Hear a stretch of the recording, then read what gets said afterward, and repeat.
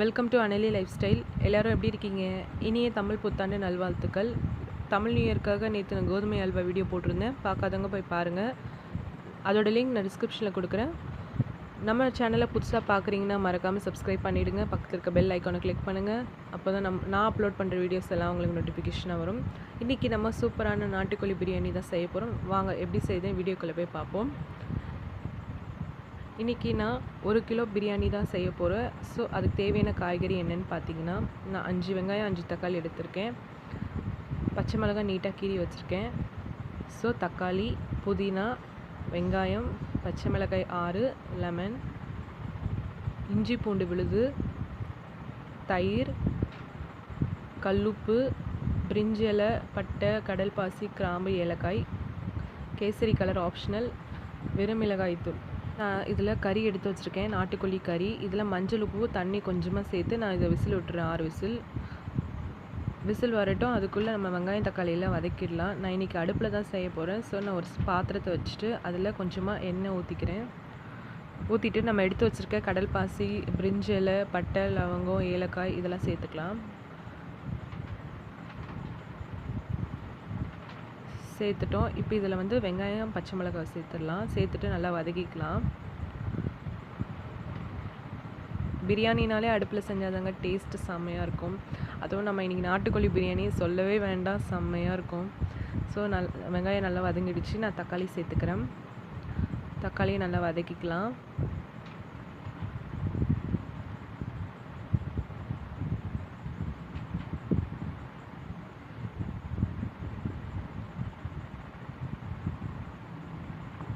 தக்காளி வதங்கிறதுக்காக நான் கொஞ்சமாக கல்லுப்பு சேர்த்துக்கிறேன்.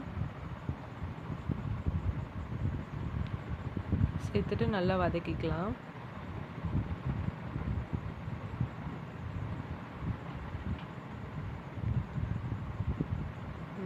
இப்போ தக்காளி நல்லா வதங்கிடுச்சு. இதில் இஞ்சி பூண்டு விழுது சேர்த்துக்கலாம். இஞ்சி பூண்டை நல்லா வதக்கிக்கலாம். பச்சை வாசனை போகிற வரைக்கும் நல்லா வதக்கணும்.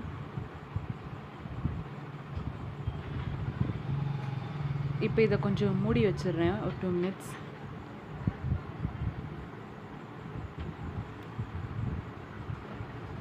இப்போ இஞ்சி பூண்டு நல்லா வதங்கிடுச்சு.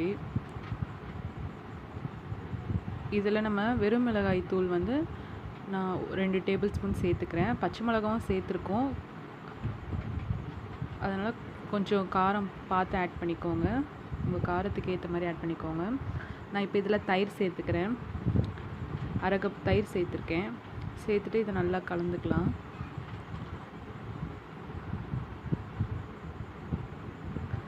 கலந்தாச்சு. இப்போ வந்து நான் இதில் கொஞ்சமாக புதினா சேர்த்துக்கிறேன். புதினா சேர்த்துட்டு வதக்கிக்கலாம். புதினா, கொத்தமல்லி இதெல்லாம் சேர்த்துட்டு நல்லா வதக்கியாச்சு.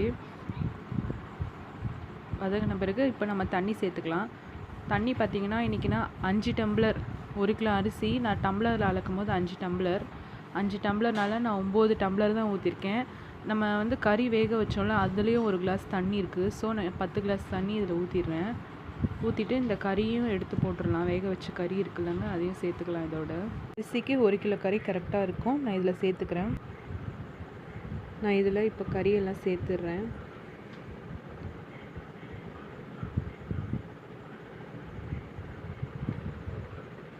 கறி வேக வச்ச தண்ணி எப்பவுமே கீழே ஊற்றக்கூடாதுங்க. அது இதோடு சேர்த்துக்கோங்க. அப்போ தான் டேஸ்ட்டாக இருக்கும், ஸ்ட்ரென்த்து கூட. ஸோ நம்ம எல்லா கறியும் இதில் சேர்த்துட்டோம். சேர்த்துட்டு நான் வந்து ஃபுட் கலர் சேர்த்துக்கிறேன். இது ஆப்ஷனல் தான். உங்களுக்கு ஃபுட் கலர் வேணும்னா நீங்கள் குழம்புக்கு போடுற மஞ்சள் கூட யூஸ் பண்ணிக்கோங்க. போட்டுட்டு நல்லா மிக்ஸ் பண்ணிடலாம். உப்பு காரம்லாம் கரெக்டாக இருக்குது. ஸோ நான் மூடி வச்சிடுறேன். இது நல்லா கொதிக்கட்டும். கொதித்து வந்தோடனே அரிசி சேர்த்துக்கலாம்.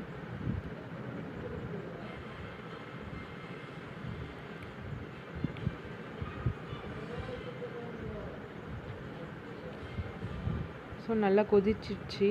நான் வந்து இதில் அரிசியை நல்லா கழுவி வச்சுருக்கேன். 1/2 மணி நேரம் ஊற வச்சு நல்லா கழுவி வச்சுருக்கேன். அந்த அரிசியை சேர்த்துக்கிறேன்.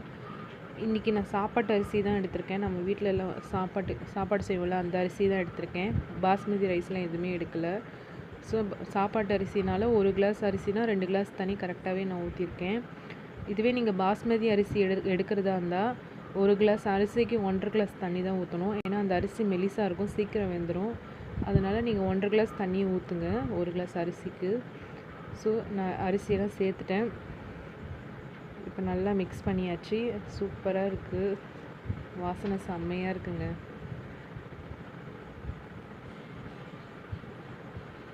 நல்லா மிக்ஸ் பண்ணிவிட்டு இப்போ இதில் நம்ம அரிசியெல்லாம் சேர்த்துட்டோம். ஃபைனலாக ஒரு வாட்டி டேஸ்ட் பண்ணிடலாம். இப்போ உப்பு காரம் எல்லாமே கரெக்டாக இருக்குது. இப்போ நம்ம பாதி லெமன் பிழிஞ்சிக்கலாம். லெமன் ஏன் சேர்க்குறோன்னு பார்த்தீங்கன்னா, நம்ம லெமன் சேர்க்குறனால அரிசி வந்து குலையாமல் இருக்கும். இன்னொன்று பார்த்தீங்கன்னா ஒன்றோட ஒன்று ஒட்டாது, எல்லாம் உதிரி உதிரியாக கிடைக்கும். அதனால தான் நம்ம லெமன் சேர்க்குறோம். கடைசியாக லெமன் சேர்த்துட்டு ஒரு மிக்ஸ் பண்ணிவிட்டு மூடி வச்சிடலாம்.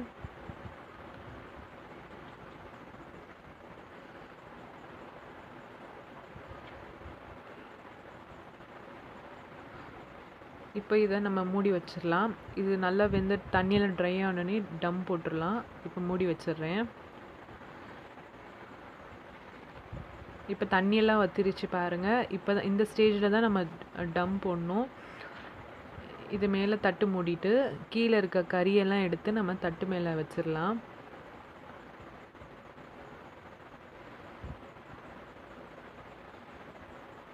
கறியெல்லாம் தட்டு மேலே வச்சிட்டோம். கீழே இருக்க கறியெல்லாம் எடுத்துருங்க. வச்சுட்டு இது ஒரு 15 நிமிஷம் அப்படியே இருக்கட்டுங்க. 15 நிமிஷம் கழித்து எப்படி இருக்குன்னு நம்ம பார்ப்போம். இப்போ 15 நிமிஷம் ஆயிடுச்சு. நான் இப்போ பிரியாணியெல்லாம் எடுத்து இலையில ட்ரான்ஸ்ஃபர் பண்ணிட்டேன். பாருங்கள், சூப்பரான நாட்டுக்கோழி பிரியாணி. நாட்டுக்கோழி பிரியாணி உங்கள் வீட்டில் செஞ்சு பார்த்துட்டு எப்படி இருந்துச்சுன்னு எனக்கு கமெண்ட் பாக்ஸில் சொல்லுங்கள். நம்ம அனைலி லைஃப் ஸ்டைலில் புதுசாக பார்க்குறீங்கன்னா மறக்காமல் சப்ஸ்கிரைப் பண்ணிவிட்டு பக்கத்தில் இருக்க பெல் பட்டனையும் கிளிக் பண்ணுங்கள். லைக் பண்ணுங்கள், ஷேர் பண்ணுங்கள், கமெண்ட் பண்ணுங்கள். தேங்க்ஸ் ஃபார் வாட்சிங். Bye bye.